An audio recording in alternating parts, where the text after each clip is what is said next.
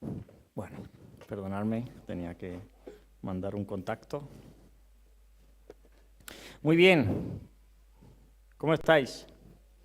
¿Bien? Siempre que estamos juntos uno se lo pasa bien, ¿eh?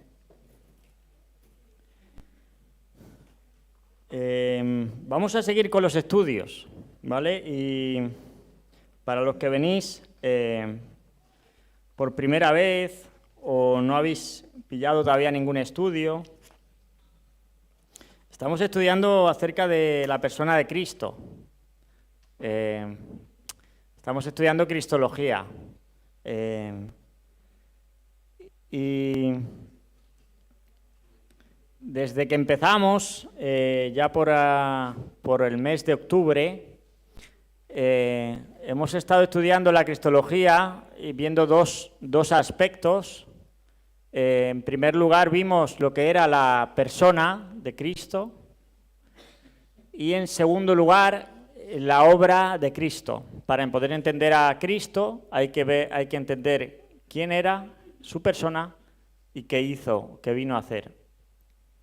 Allí vimos, si no has seguido alguno de ellos, puedes entrar en el YouTube de la iglesia, es Iglesia Las Corts, ahí puedes hacer la serie y ponerte al día con los estudios. Vimos una introducción, estuvimos hablando de la humanidad de Cristo, de la deidad en 2 sesiones,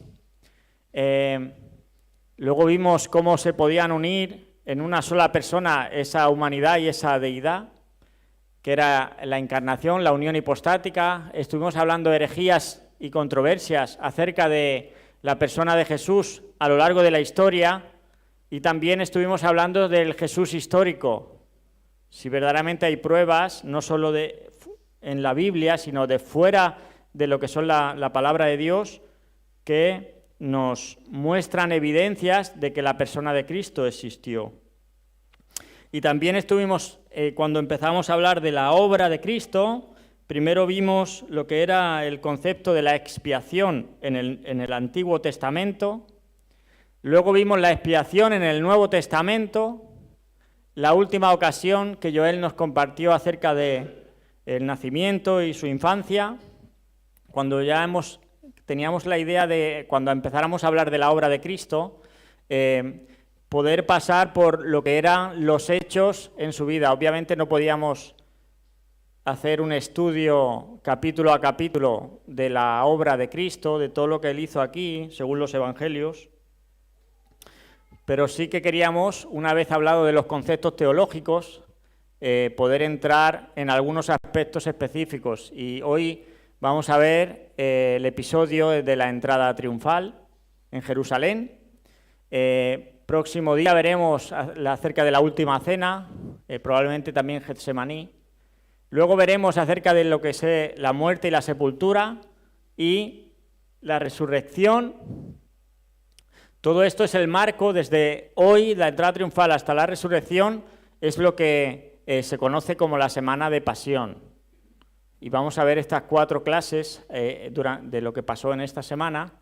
Luego veremos la ascensión y retorno y terminaremos recordando lo que son los oficios de Cristo. Y como decía, vamos a ver la semana de pasión estos próximos días, que dentro de no muchos días también el mundo cristiano celebrará estas semanas, la mal llamada Semana Santa, la Semana de Pasión. Muy importante que le dediquemos estas sesiones a la Semana de Pasión, porque los evangelistas dedican una gran parte, un espacio desproporcionado en sus evangelios a hablar de la última semana. Lucas es una 4ª parte del evangelio. En Mateo y en Marcos, ellos dedican alrededor de 1/3 a hablar de esta última semana, y en Juan es casi la mitad del texto. Esto nos muestra la importancia de esta semana. Y esta semana vamos a ver que va a condensar su intención, quién es Él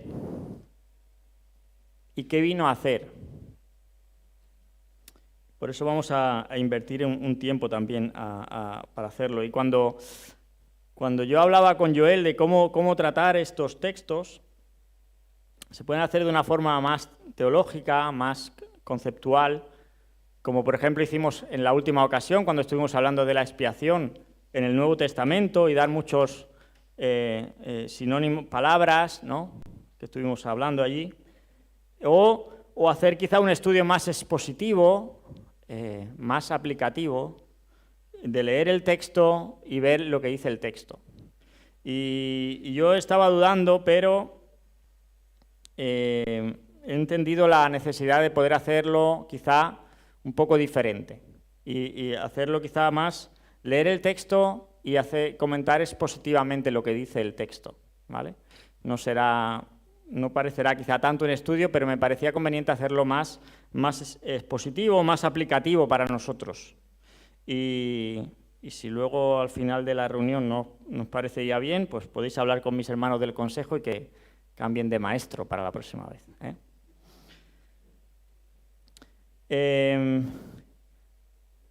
Sabemos que vamos a leer el texto y vamos a leerlo en el texto de Mateo, capítulo 21. Mateo, capítulo 21, vamos a leer de los versículos del 1 al 14. Y voy a leer para vosotros. Dice allí Mateo: cuando se acercaron a Jerusalén, vinieron a Betfagé, al monte de los Olivos, y Jesús envió 2 discípulos, diciéndoles: id a la aldea que está enfrente de vosotros, y luego hallaréis un asna atada, y un pollino con ella. Desatadla y traédmelos. Y si alguien os dijere algo, decid: el Señor los necesita, y luego los enviará. Todo esto aconteció para que se cumpliese lo dicho por el profeta cuando dijo: decid a la hija de Sión, he aquí, tu rey viene a ti, manso y sentado sobre un asna, sobre un pollino, hijo de animal de carga. Y los discípulos fueron e hicieron como Jesús les mandó, y trajeron el asna y el pollino, y pusieron sobre ellos sus mantos, y él se sentó encima. Y la multitud, que era muy numerosa, tendía sus mantos en el camino, y otros cortaban ramas de los árboles, y las tendían en el camino. Y la gente que iba delante y la que iba detrás aclamaba, diciendo: Hosanna al Hijo de David, bendito el que viene en el nombre del Señor, Hosanna en las alturas. Cuando entró él en Jerusalén, toda la ciudad se conmovió, diciendo: ¿quién es este? Y la gente decía: este es Jesús, el profeta de Nazaret, de Galilea. Y entró Jesús en el templo y echó fuera a todos los que vendían y compraban en el templo, y volcó las mesas de los cambistas y las sillas de los que vendían palomas, y les dijo: escrito está, mi casa, casa de oración será llamada, mas vosotros la habéis hecho cueva de ladrones. Y vinieron a él en el templo ciegos y cojos, y los sanó. Jesús desarrolló la mayor parte de su ministerio en Galilea, pero Jerusalén era el objetivo. Porque Jerusalén era el epicentro espiritual.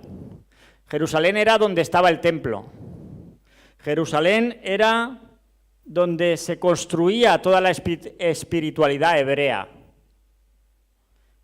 Jerusalén era el único lugar donde se podía hacer un sacrificio a Dios, donde podía hacerse expiación y donde se podía obtener el perdón de los pecados.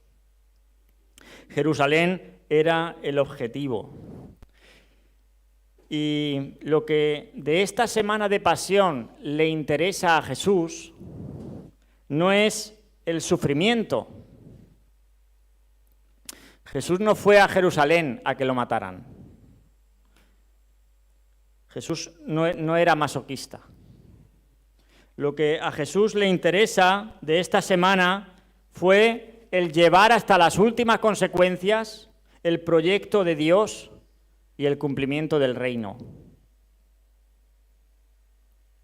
Por eso vemos en esta semana un cambio de actitud en Jesús. Después de él haber estado ocultando quién era, ocultando su identidad, vamos a ver que ahora él va a mostrar sus cartas y va a decir abiertamente quién es. Va a cambiar su estrategia y se va a dar a conocer.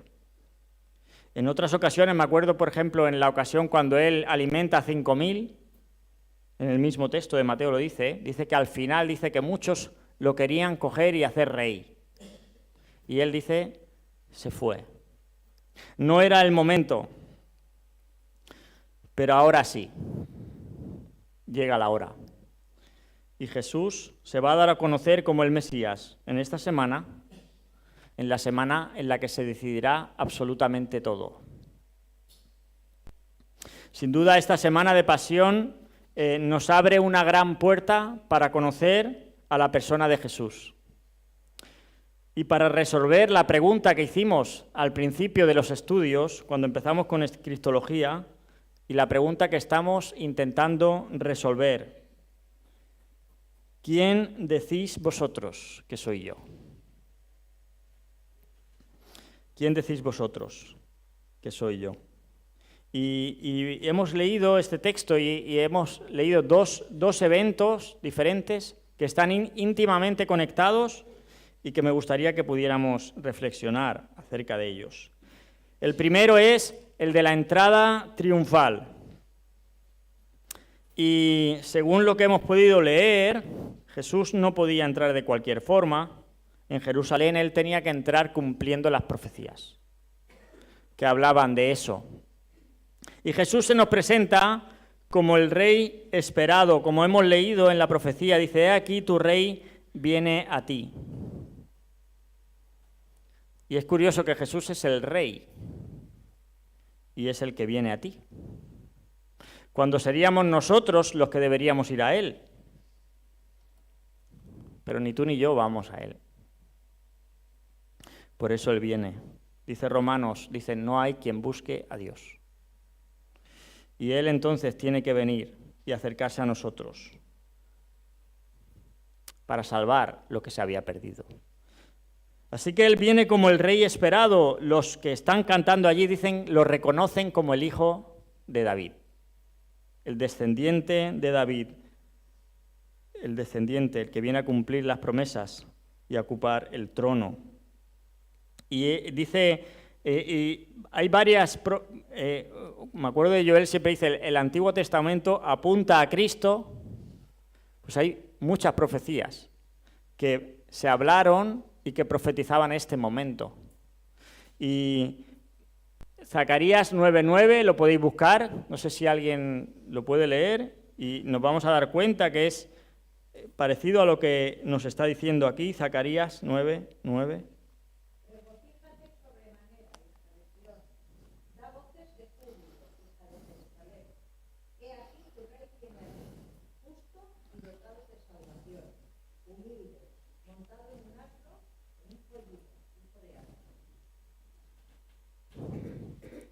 También Isaías 62:11, ¿lo tenéis alguno?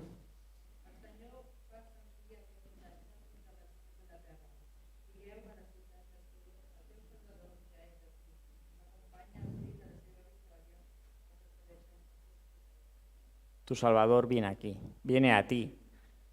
Y hay una que no os he puesto aquí y que quizá os deje aún más sorprendidos.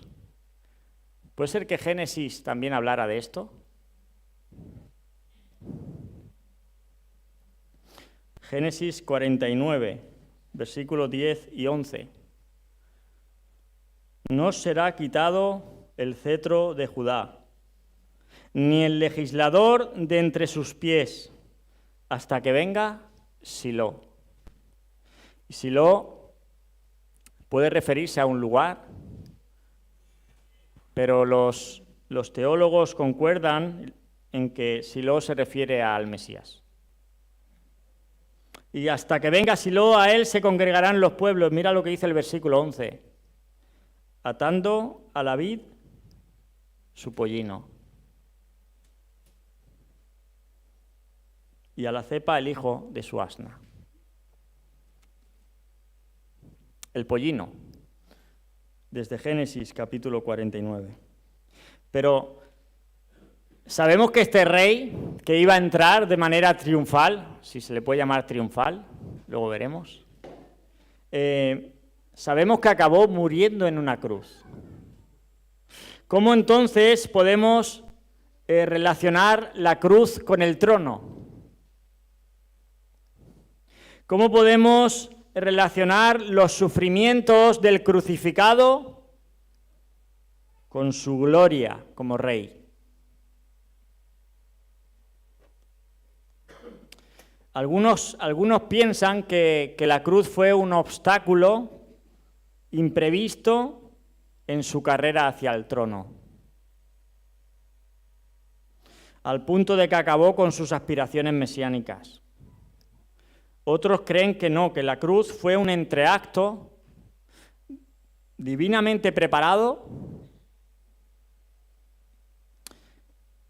para que permitiera a sus siervos viajar por el mundo preparando a las naciones para el reino venidero.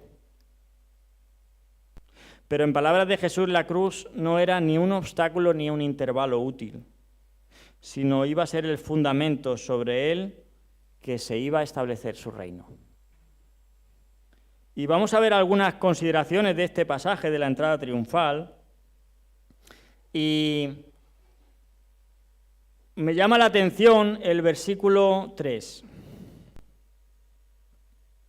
Cuando el Señor Jesús manda a sus discípulos a traer este pollino, dice, si alguien os pregunta, decidle, el Señor los necesita.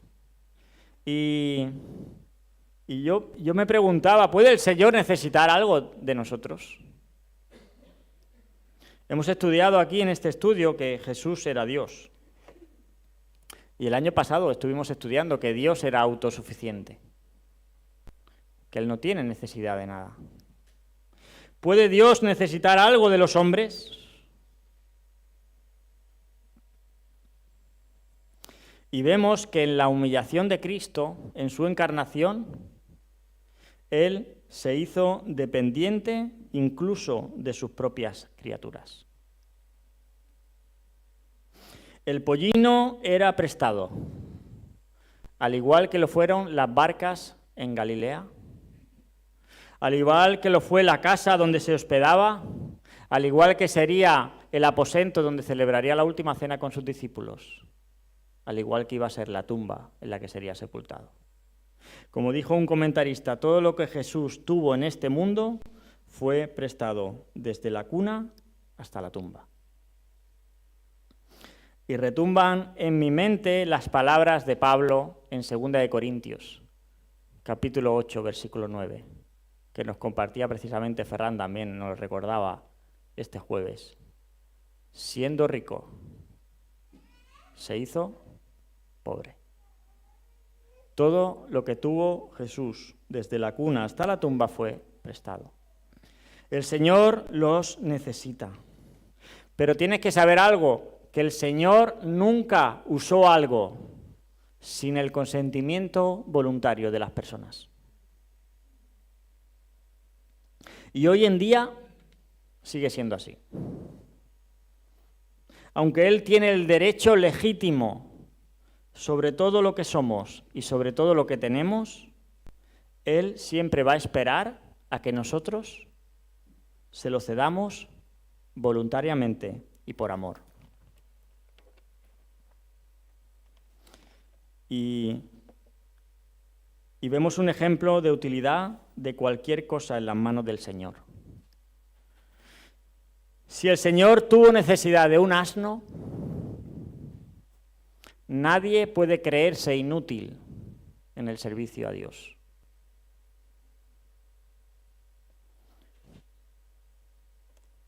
Deja de poner excusas para servirle. Y aprovecho. Próximamente, en verano, vamos a hacer los campamentos de Club Tiempo Libre. Quizá una oportunidad de servir ahí al Señor. necesitamos personas y nos gustaría que fueran de esta iglesia, porque es un ministerio de esta iglesia, para poder servir al Señor el próximo verano del 31 de julio al 6 de agosto. Si el Señor tuvo necesidad de un asno, nadie puede creerse inútil en el servicio a Dios. Deja de poner excusas. Y otro aspecto que me llama la atención aquí es, aparte del cumplimiento de las profecías que hemos leído, en el versículo 8 vemos a la multitud, dice que era muy numerosa, que tendían sus mantos en el camino, que cortaban ramas de árboles y las tendían en el camino y aclamaban. ¿Cuál era la aclamación? Hosana al Hijo de David, bendito el que viene en el nombre del Señor, Hosana en las alturas. Justo hoy hemos cantado un himno que cantaba de esto. Hosana es una palabra hebrea que significa salva ahora. Sálvanos ahora, le están diciendo. Era una palabra empleada para pedirle a Dios la liberación.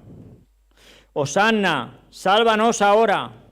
Y precisamente la Pascua estaba recordando la liberación de Egipto. Cómo Dios salvó a su pueblo de Egipto. Y vemos que las multitudes estaban en Jerusalén porque habían venido a celebrar la Pascua.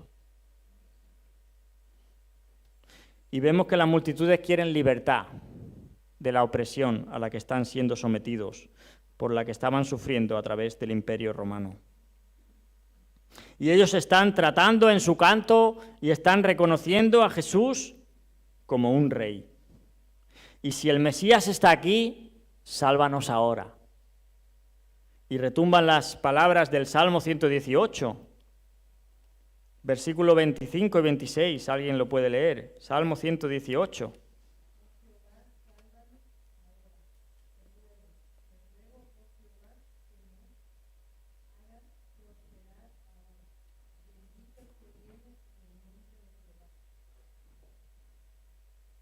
Desde la casa de Jehová os bendecimos. Oh Jehová, si estuviera escrito en hebreo, ese sálvanos ahora pondría Hosanna. Sálvanos ahora. Pero mira el contraste. El contraste es que este rey viene humilde, sentado en un asno. Y tú dirás, ¿qué tiene de triunfar esta entrada? Seguramente si hubiéramos nosotros preparado todo el acto de entrada triunfal del Señor en Jerusalén, seguramente no habríamos buscado un asno.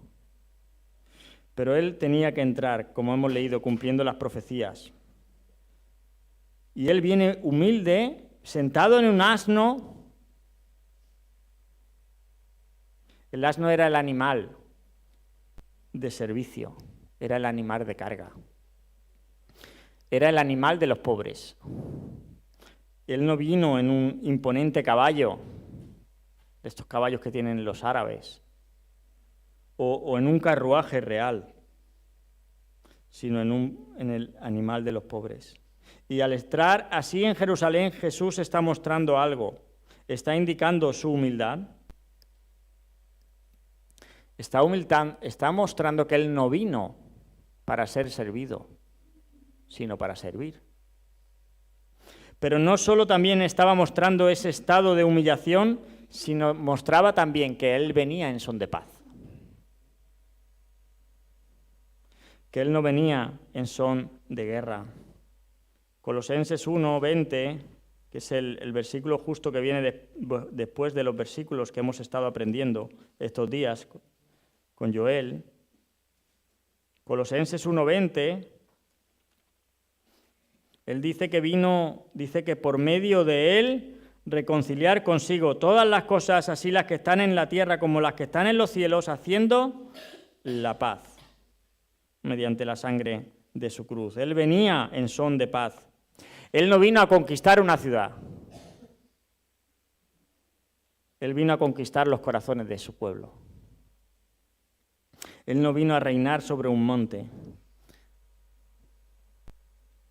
Él quiere reinar en tu corazón.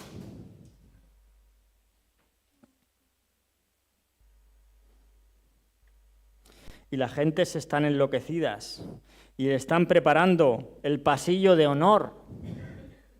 Con las ramas, con sus mantos, los ponían a sus pies. Lo que nosotros llamaríamos hoy la alfombra roja. Así eran las formas en las que se recibían a los soberanos en las ciudades antiguas.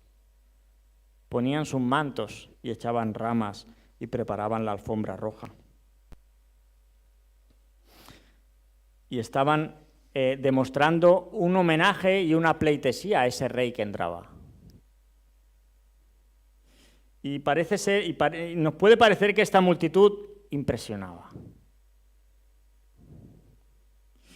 Pero como leí en un devocional, esta multitud impresionaba a todos, menos a Jesús. Porque Jesús sabía que era fácil coger una rama, pero difícil coger la cruz y seguirle. En Mateo 16, él dijo, si alguno quiere venir en pos de mí, niéguese a sí mismo, tome su cruz, sígame. Y era fácil coger una rama, y es fácil. En el llamado Domingo de Ramos, coger una rama, pero difícil tomar la cruz. ¿Llevas una rama o llevas la cruz? Los que aceptan a Cristo como Rey y como el Señor de sus vidas tienen que colocarlo todo bajo sus pies, como hicieron ellos, y seguirle cargando la cruz. Y seguirle cargando su cruz. Y otro aspecto que me llama la atención es esta multitud, ¿qué estaban entendiendo cuando veían a Jesús entrar en un pollino? Cuando volcaban, le hicieron la alfombra roja y le aclamaban, sálvanos ahora. Cuando uno ve el cambio de actitud de esta multitud 5 días después, uno tiene que pensar por qué le estaban aclamando como rey. Y lo más probable es que lo veían como el Mesías esperado, pero en un sentido político, en un sentido militar, que venía a levantarlos precisamente de ese poder militar y político al que los tenían sometidos los romanos. Probablemente la mayoría lo veían como el Mesías en sentido político.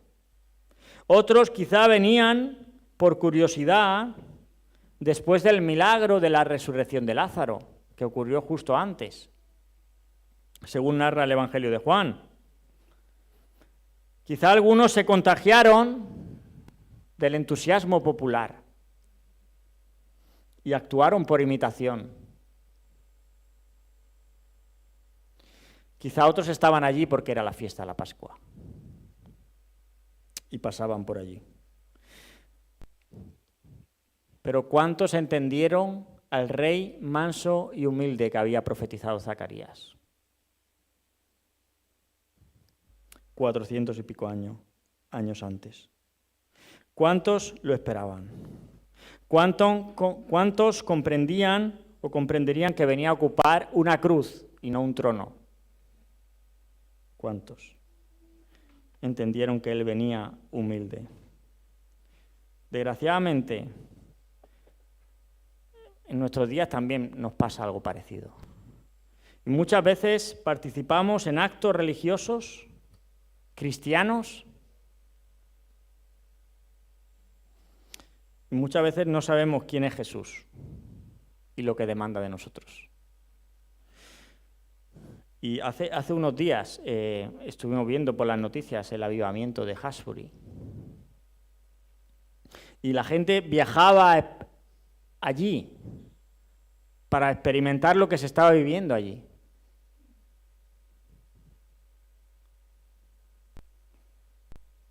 Y yo no dudo que lo que allí sucedía no fuera algo sobrenatural de Dios. Llamarlo avivamiento tenemos que esperar unos días para ver si hay vidas transformadas verdaderamente. Pero si tú quieres un avivamiento, los avivamientos empiezan de rodillas en tu habitación. Pero muchas veces nos contagiamos y muchas veces se quedan en manifestaciones populares, superficiales, basadas en la ignorancia y quizá en ese efecto psicológico que nos produce esa multitud que está enfervorecida. Hace dos semanas se hizo un evento de jóvenes organizado por Trobada Yoga allí en la iglesia de Trébol, y los jóvenes durante el tiempo de alabanza pues disfrutan mucho, y en una de las canciones al final se levantaron muchos jóvenes, se pudieron delante del escenario y empezaron a saltar y a cantar. Y algunos se contagiaban, iban allí.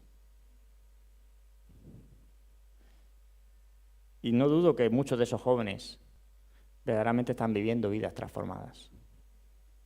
Pero ¿cuántos de esos jóvenes que saltaban alabando a Dios volvieron a sus casas y se olvidaron de lo que pasó?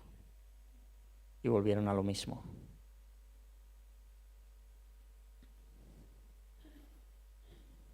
Si no hay una transformación profunda, 5 días después vamos a estar gritando: crucifícale, crucifícale. La primera piedra, el primer estorbo, el primer problema nos va a hacer cambiar de opinión si no hay una transformación profunda. Este es el episodio de la entrada triunfal y me gustaría también ahora ver rápidamente también la purificación del templo, el episodio. Hemos leído en el versículo 12, entró Jesús en el templo de Dios, echó fuera a todos los que vendían y compraban en el templo y volcó las mesas de los cambistas y las sillas de los que vendían palomas. Mateo no lo dice, pero Marcos nos dice que esto sucedió al día siguiente, el lunes de aquella semana. Y uno lee estos y dice, bueno, ¿pensáis que Jesús obró bien? ¿Un Jesús enfadado?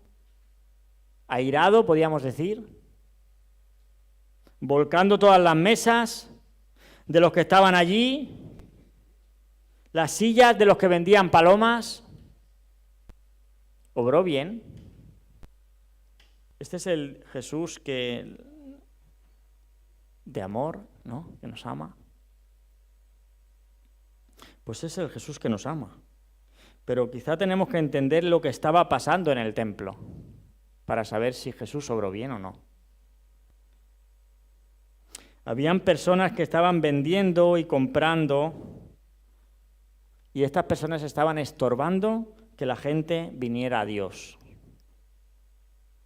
En Levítico capítulos 1 al 6, hace algunos años yo estuve compartiendo acerca de los tipos de ofrendas que un israelita debía de hacer: la ofrenda del holocausto, de oblación, la ofrenda de paz, la ofrenda por la culpa, la ofrenda por el pecado. Y estuvimos 2 predicaciones para hacer esto.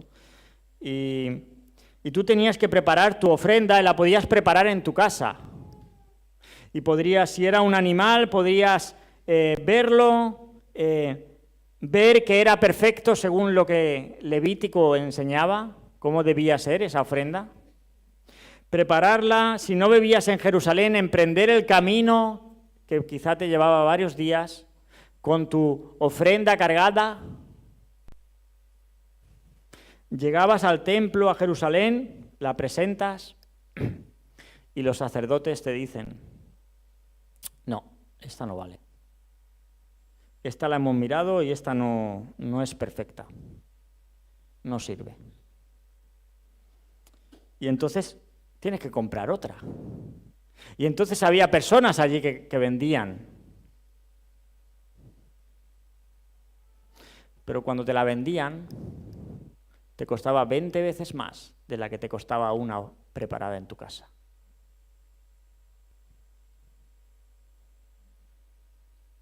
Pero bueno, estás allí, bueno, desechas tu ofrenda que habías preparado, que has cargado desde tu casa,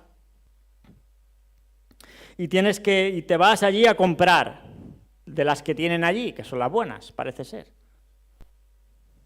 Pero ¿qué pasa? Tienes dinero que es un dinero gentil, que para el templo no vale. No podías pagar con monedas que tuvieran la imágenes, entonces no valía. Si tenían la cara del César, no, esas no valen. ¿Y qué crees?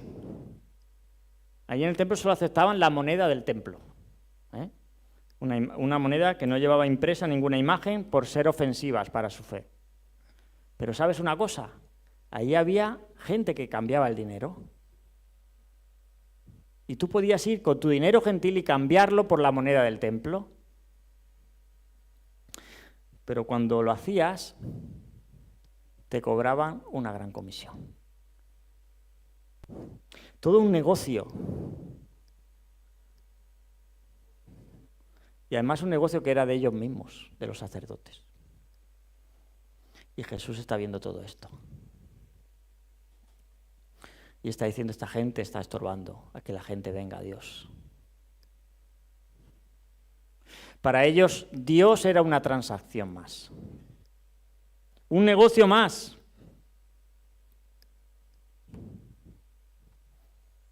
Como decía, quizá nosotros pensamos también que Dios para nosotros quizás es un negocio más, como nos decía Joel,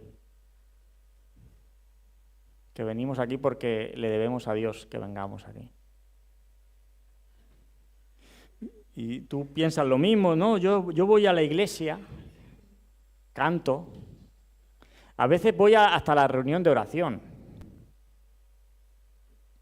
leo mi Biblia y me voy. Ya he cumplido una transacción más.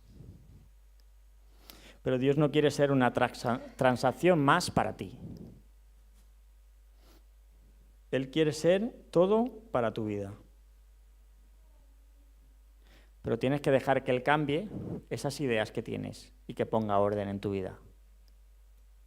Y quizá tiene que entrar y tirar cosas. Y cuando Dios entra, va a tirar cosas.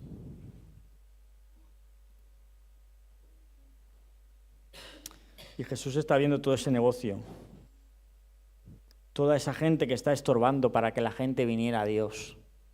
Y en el versículo 13 lo expresa de esta forma, porque escrito está: mi casa, casa de oración será llamada, mas vosotros la habéis hecho cueva de ladrones. Marcos añade que mi casa será llamada casa de oración para todas las naciones. El templo no está cumpliendo con su función. No está cumpliendo con la función de ser una casa de oración, el lugar de conexión con Dios, donde la gente puede encontrar esperanza, perdón, reconciliación.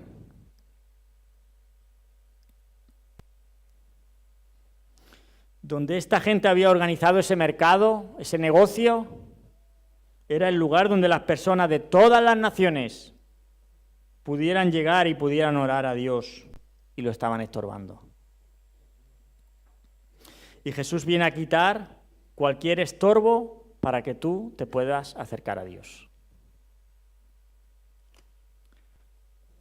No traigo ofrenda, no importa. No traigo monedas, no importa. Jesús quita todos los estorbos para que tú te puedas conectar con Dios. Él dijo en Juan 6:37, no he pasado, no estoy pasando la... En Juan 6:37 dice que al que a mí viene, no le echo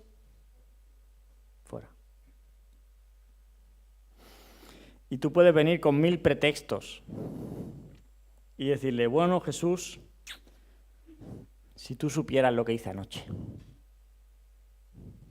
no me estarías diciendo que venga a ti.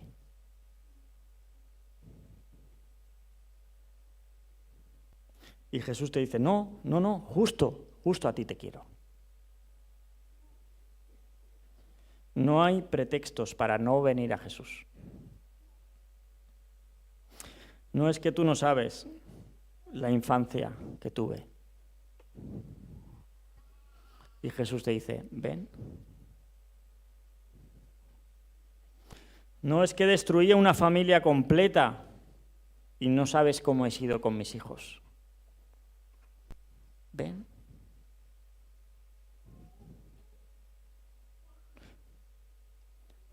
Traicioné a mi esposa, a mi esposo.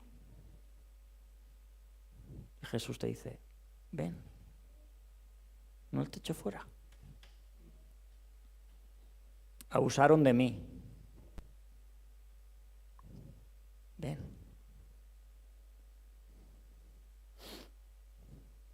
Tengo sentimientos homosexuales. Ven. Es que, ven. Justamente tú necesitas a Jesús. No hay pretexto para no venir a Jesús. Este viernes escuchábamos el testimonio de una persona. ¿Cómo era? Pero el Señor Jesús lo llamó. Ven, ven.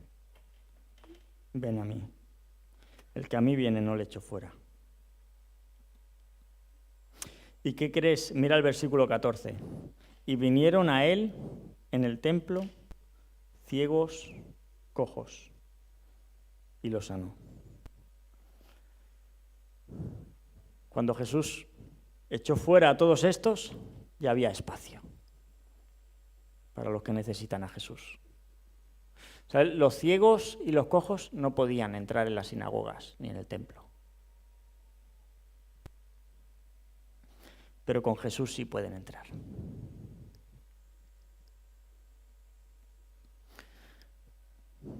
Uy, me he pasado una. Me había pasado una. Ah, no, falta una. No, se ha eliminado una. Con Jesús sí pueden entrar. Pero si Jesús ha tumbado las mesas de los cambistas y no tenemos dinero para comprar animales puros, y sin animales no hay sacrificios, y sin sacrificios no hay expiación del pecado ni seguridad de perdón. Pero Jesús viene, limpia y dice, yo soy el sacrificio. Venid a mí, yo no echo fuera. Ahora podéis entrar, podéis reconciliaros con Dios. ¿Y cuál fue el problema? El problema fue que Jesús está reclamando una autoridad sobre el templo, que sus adversarios no iban a estar dispuestos a concedérsela. Jesús había llegado demasiado lejos, a tocar el epicentro de la corrupción religiosa del siglo I. Todo esto desencadenó y fue el detonante para que fueran a por él y para que ocurrieran los hechos que vamos a estudiar en los próximos días de esta semana de pasión. Y termino ya. La historia de la entrada triunfal está llena de contrastes. Y son contrastes que tienen aplicación para los creyentes, para los que hemos aceptado al Señor como Salvador, como el Rey que triunfa y que reina en nuestras vidas. Esta es la historia del Rey que vino como un siervo humilde, en un asno. No vino presumiendo en un caballo, no vino con vestiduras reales, sino con la ropa de los pobres y humildes. Jesucristo no viene a conquistar a la fuerza como lo hacían los reyes de la tierra, sino que Él viene a conquistar con amor, con gracia, con misericordia y con su propio sacrificio en favor nuestro. Su reino no es de ejércitos y de esplendor, sino de humildad y de servicio. Él no conquista naciones, sino los corazones y las mentes. Su mensaje es de paz con Dios, no es de una paz temporal. Su mensaje es de paz con Dios. Él vino a hacer la paz, como hemos leído en Colosenses. Si Jesús ha hecho entrada triunfal en nuestros corazones, Él reina ahí en paz y amor.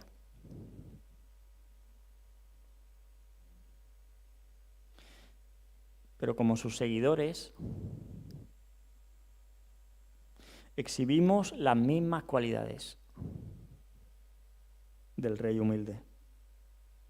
Y el mundo debe ver que el verdadero Rey triunfante está viviendo y reinando en nosotros, para que otros puedan ver.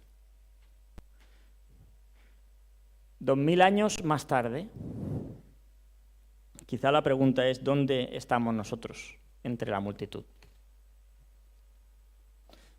¿Dónde estás tú? ¿Estamos reconociendo al Rey y sometiendo nuestras vidas, nuestras voluntades y todo lo que somos a su autoridad? ¿O está mi desobediencia y mi deseo de autonomía e independencia hablando más como la multitud que 5 días más tarde gritaban: crucifícale, no te quiero en mi vida, crucifícale? ¿Dónde estás tú? ¿Dónde estamos? Que el Señor bendiga su palabra. Vamos a ver qué ha pasado en esta semana, los próximos días, y quedan muchas cosas todavía por ver. Sí.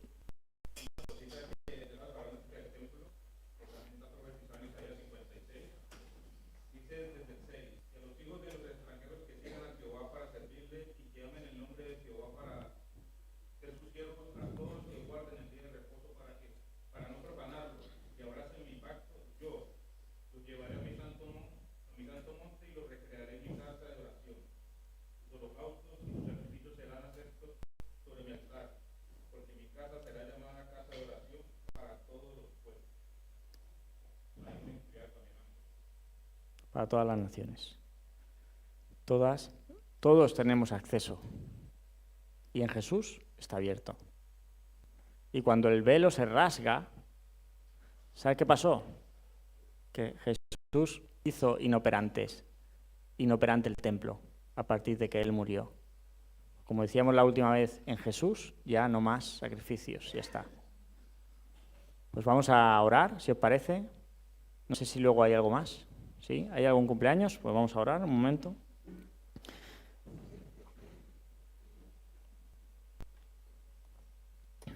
Sí, Señor, en verdad que cuando entramos en tu palabra nos conmueve. Y, Señor, no queremos ser de la multitud, Señor, que al primer problema, la primera preocupación, Señor, nos hace cambiar de opinión. Queremos experimentar transformaciones profundas y que tú reines con autoridad en nuestras vidas.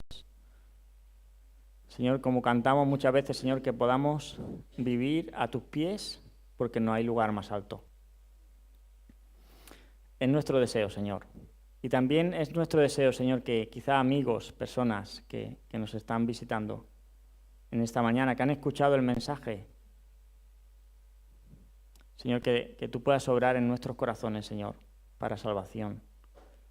Que podamos reconocer nuestro pecado, pero para que no pongan más pretextos para no venir a Jesús. porque en Jesús echa fuera todos los pretextos. Señor, nosotros lo entendimos, vinimos a ti, tú nos llamaste, nos alcanzaste y nos abriste el lugar al Padre. Señor, disfrutamos ahora de esa reconciliación contigo, de esa reconciliación que tu Hijo logró en la cruz. Señor, y queremos vivirla, Señor, para que también otros puedan verla y puedan aceptarla. Quédate con nosotros, Señor, bendice también ahora el cumpleaños que vamos a recordar. Que tú seas exaltado y bendecido en nuestras vidas, en nuestros corazones. Te lo pedimos en el nombre del Señor Jesús. Amén.